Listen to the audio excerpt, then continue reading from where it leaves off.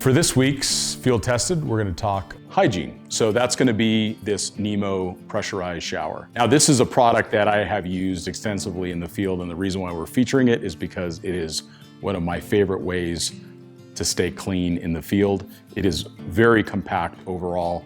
Comes apart pretty easily, just has this storage bag that also serves to allow the unit to dry out. It has this mat that you can use to stand on. Out of the case extends the unit.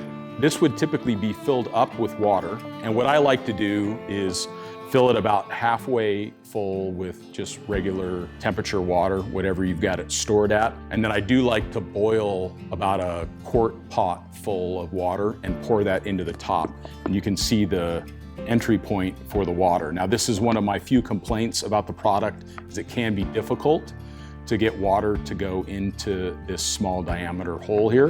One of the ways that I solve that is I just kind of create a little funnel. And then once you've got the water inside, and once you've got that cap in place, then we can apply some pressure to it. How it works is to pressurize the entire bag to force the water out and out of the shower nozzle. It airs up similar to the Nemo Airbeam tents.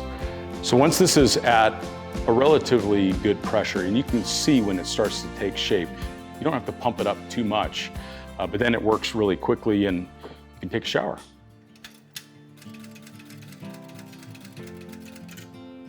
And for this week's hack product, we're going to talk about Starbucks Via. There are other products like this. For example, the Death Wish coffee.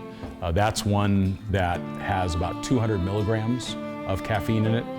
These Starbucks Via packages in this dark roast is about 57 milligrams of caffeine. They are very compact, and you can see these Via packages are very small. People are really familiar with this product, but it's one of the best solutions for coffee. Overall, a great way to have coffee, very little trash, and really easy to put together in the morning.